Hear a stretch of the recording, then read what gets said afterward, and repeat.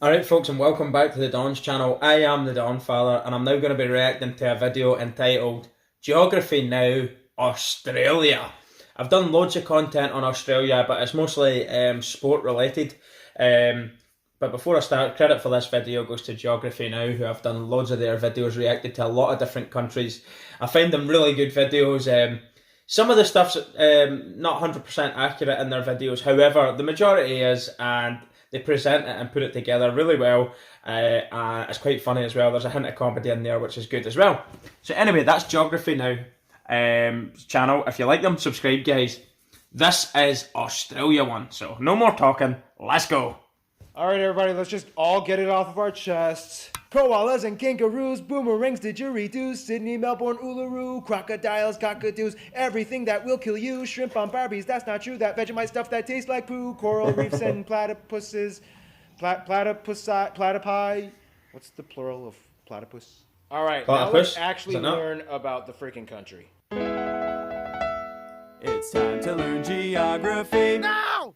Hey everybody, I'm your host Paul Barbado. Today's gonna be Australia. You know the drill, let's dissect the flag. The Australian flag has a blue field with a Union Jack on the upper hoist corner to represent that it was a former colony and a current Commonwealth of the United Kingdom, with a large star under it representing the Commonwealth, and the 5 stars on the right, the Alpha, Beta, Gamma, Delta, Epsilon, Crucis, to the right representing the Southern Cross constellation. Alright, that was fun. Now let's discuss about the borders. Now, obviously, as an island nation, a rather large one, but still an island, Australia doesn't have any borders with any other nations, but that doesn't mean that Australia doesn't have some rather intriguing parameters. The country divides itself up in a rather intriguing way. Like the US, Australia has states, not provinces. There is a difference. 6 of them, and each one kind of has their own little flair and quirks, like Tasmania, known for being crazy. Where things get a little interesting, though, are the territories. Australia has 3 domestic internal territories and 6 overseas territories.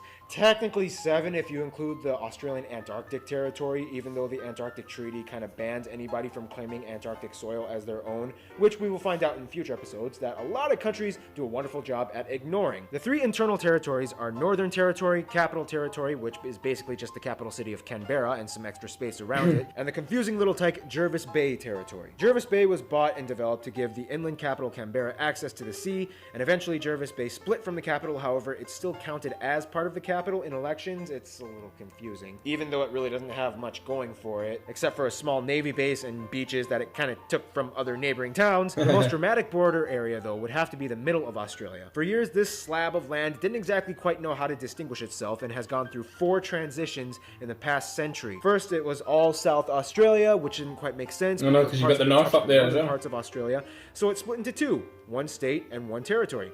Then for 4 years, it became South Australia and 2 territories, the new one being called Central Australian Territory, then finally it changed its mind and went back to being Northern Territory. Central Australia is kind of like your girlfriend at a restaurant. What do you want?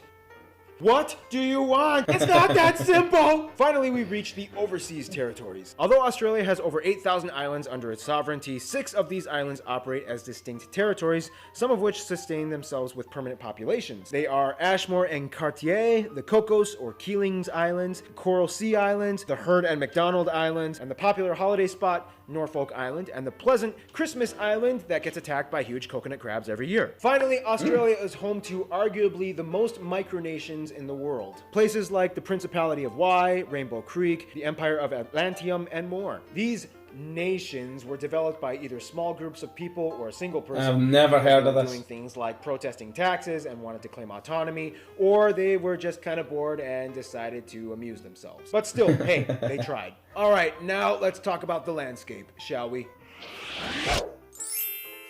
Okay, not all of Australia is a desert, okay? Only about 35%. Okay, so besides Antarctica, Australia is the driest continent on the planet, which explains why, yes, 85% of the population lives along the edges of the country within 50 kilometers of the coast. Nonetheless, a lot of places, specifically around the coasts, actually have very temperate and even tropical landscapes. By the north, you find tropical zones and wetlands and rainforests. Yeah. By the far edges on the east and west, you can find subtropical zones with lighter forests and plains. A little bit inland inland, close to the interior, you find grasslands and flat stretches of semi-arid terrain. In the southeast by Sydney, you find temperate, cooler, arid land with semi-tropical, yet slightly dry areas with an abundance of trees and plants. Then, of course, you have Tasmania, which is on a completely different level of green. Then we reach the deep interior, where we hit the Great Deserts like the Great Victoria and the Great Sandy Deserts. This area is famously known as the Outback. The Outback is essentially the area of Australia with long open stretches of red and orange desert that lays out beyond the horizon with few sparse populations of people that can be found anywhere. It has a dry, rocky, rugged terrain that everybody assumes is teeming with a variety of poisonous insects and reptiles, and, well, I mean, it kind of is, but still, there's more to it than just that. Oh, and don't forget Lake Hillier, that strange lake that is mysteriously naturally pink for some strange reason that baffles scientists. Now, if there's one thing that really epitomizes something to do with the Australia, algae, it I has to be think, its that world-renowned beaches and coasts. People flock from all over the world just to enjoy the beautiful, pristine atmosphere of a real, authentic Australian beach. Just remember to put on your sunscreen, though. Australians actually kind of have a joke where they can tell who the ignorant tourists are. It's usually the ones who think they'll be totally fine sitting out in the sun for more than 20 minutes.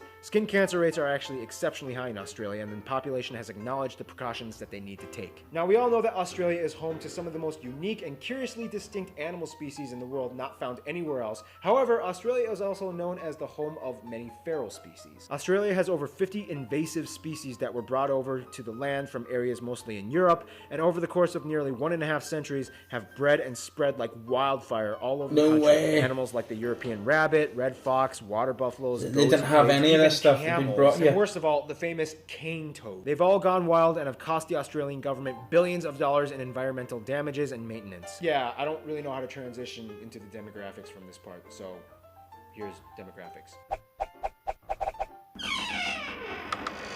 Today, Australia has a population of about 23 million people. Now, to many outsiders, it's more than Australia that is now. kind of known as the place where the British sent their prisoners. First of all, that's rude. Second of all, that's only, kind of half true. Yes, during the early years of Australia's colonization from the UK, droves of convicts were sent to penal colonies in Botany Bay, which is now in present-day Sydney. Over 165,000 convicts, about 25,000 of which were women, were sent over the course of 80 years. Although the British weren't the first ones to discover Australia, it was actually the Dutch. As they came, they named the land New Holland and the adjacent island next door New Zealand after the province of Zeeland in the Netherlands. However, as we'll soon discover, the Dutch were really good at discovering places, but kind of not so good at colonizing and maintaining those places for themselves. However, most of Australia's population came from natural colonization from British non-convict nationals. Some would argue that Australia was kind of like the UK's version of Operation Backup Plan in case of America goes crazy. After the American Revolution, the UK tried to compensate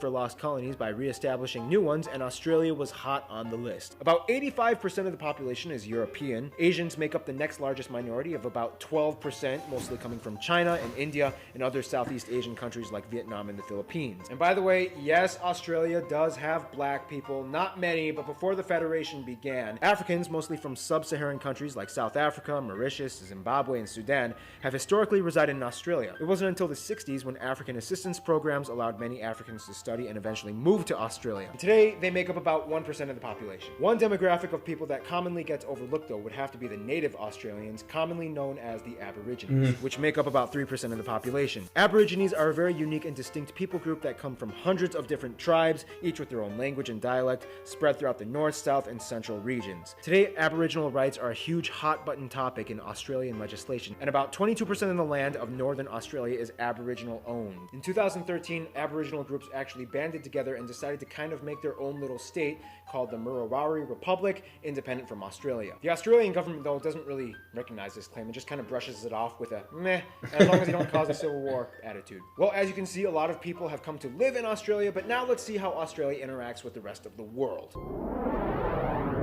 Got quite a good relationship, I think, is, Australia. let's just put it very simply, a very popular country. If this was high school, Australia would be on the top of the social ladder, hands down. Everybody knows something about Australia. When it comes to friends, though, Australia not only goes for the cool kids, but also the strategic ones.